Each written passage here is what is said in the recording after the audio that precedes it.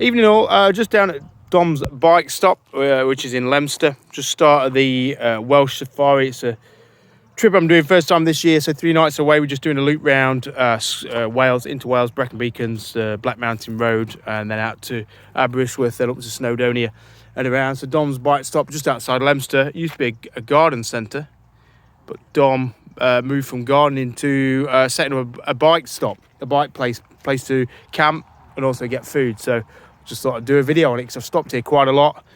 He's a good guy, Dom, and it's a little bit of an oasis. You wouldn't notice it from the road. It's a really discreet entrance. Leicester, the town, is just over there, and then the road to Worcester curves out along that way, and there's just a tiny little entrance down at the bottom. He's tucked away. Yeah, great little place. Yeah, just does food through there. So we've got 20 riders, so quite a lot of riders. So we've just got to figure out how that's going to work out. It's about 180 miles tomorrow, 130 miles the next day, and about 120 miles the day after to bring us back to Dom's. So a nice circular route. There's a bar up there in the corner. Dom's got his new bike out here.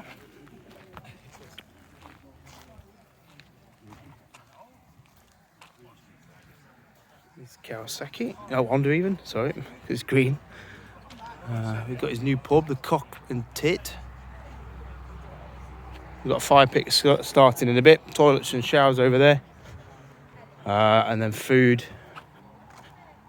Dom does his famous lamb burger, locally sourced. Through there, Charlie's son.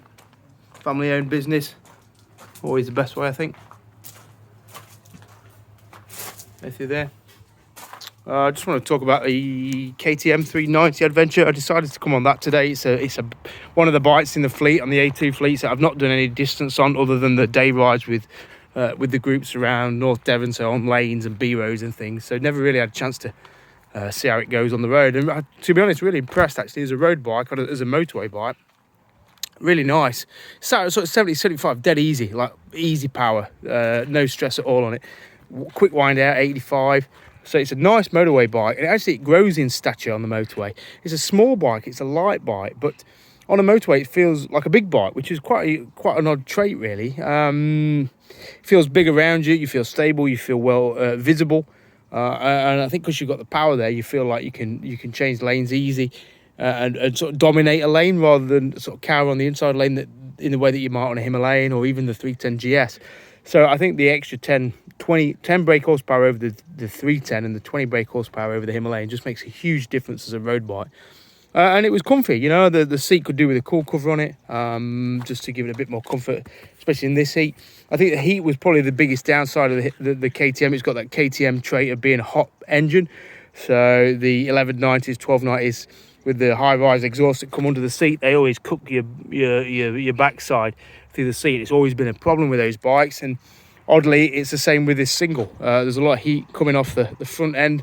The radiator kicks in a lot, and you do feel your feet getting warm, but you know, other than that, yeah, I really enjoyed the ride up here. And then as obviously you get onto the A and B roads, it's just got a really nice fast zippy engine, easy to get past traffic, no problem at all overtaking.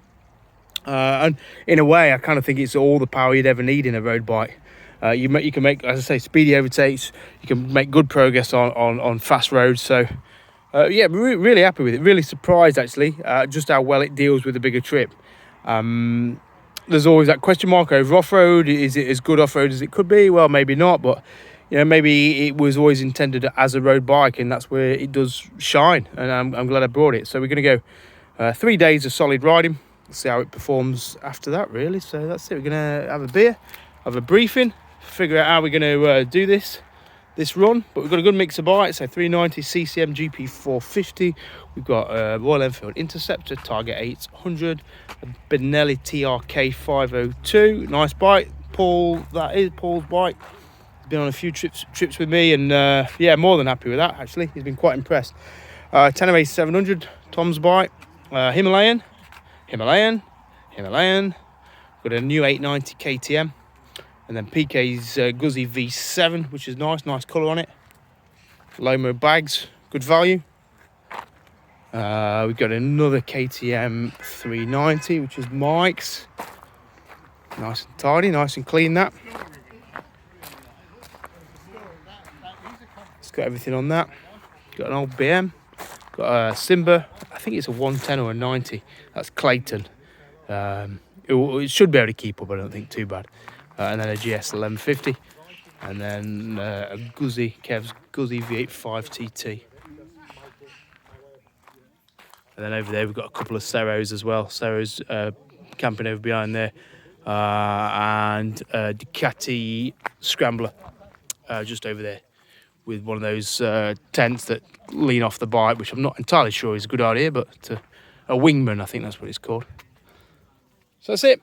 Dom's Bike Stop, Leominster. Great place to bring a group, camp, get some food, and start a good ride out into Wales. So Wales, we go tomorrow.